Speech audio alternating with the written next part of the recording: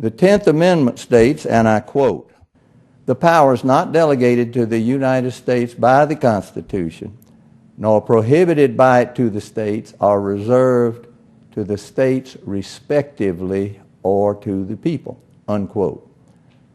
Therefore, the power to allow or prohibit abortions was not delegated to the United States by the Constitution or prohibited by it to the states. And therefore, the right to allow or prohibit abortions was reserved to the states under the 10th Amendment. Article 3, Section 2 of the Constitution provides what judicial power the United States courts shall have and lists the cases to which that power shall extend.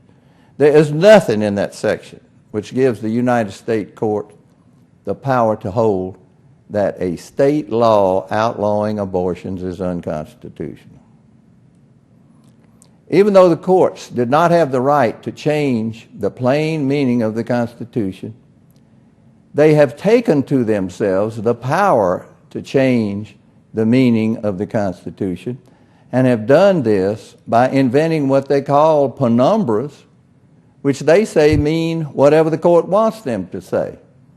When they do this, there's no way to tell what a penumbra says because it is not in writing. Since it is not in writing, it has never been consented to by the people who are governed by it. By definition, a penumbra is not in writing, it is a shadow. In Griswold versus Connecticut, the U.S. Supreme Court first used the penumbra theory and said there was a penumbra in the Constitution that prohibited the state of Connecticut from outlawing the sale of contraceptive devices. The court did not quote the words in the penumbra. The Supreme Court's opinion states, "The First Amendment has a penumbra where privacy is protected from governmental intrusion."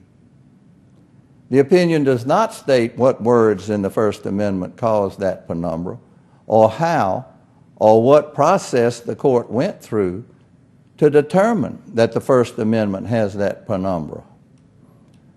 A reading of the First Amendment will demonstrate that the court was wrong and that there is no such penumbra.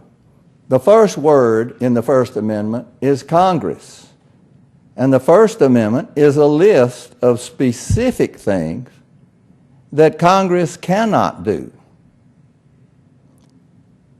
The First Amendment to the U.S. Constitution is, and I quote, "Congress shall make no law respecting an establishment of religion or prohibiting the free exercise thereof, or abridging the freedom of speech or of the press, or the right of the people peaceably to assemble and to petition the government for a redress of grievances."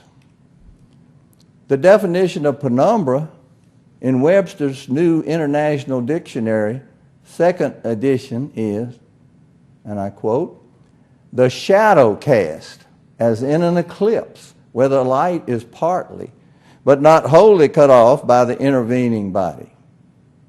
The space of partial illumination between the umbra, or perfect shadow on all sides, and the full light," end of quote. Anyone can prove that there are no penumbras in the Constitution by looking at any copy of the Constitution and seeing that it does not contain any penumbras or shadows. The only way to stop the courts from changing the meaning of the Constitution in the future is to persuade politicians to appoint and elect judges who believe that the Constitution must be construed according to the meaning of the words in the Constitution.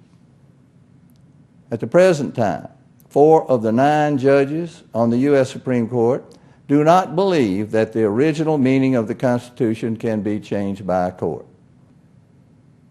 If one more judge with that belief is appointed to the Supreme Court, we may again have government by the consent of the governed.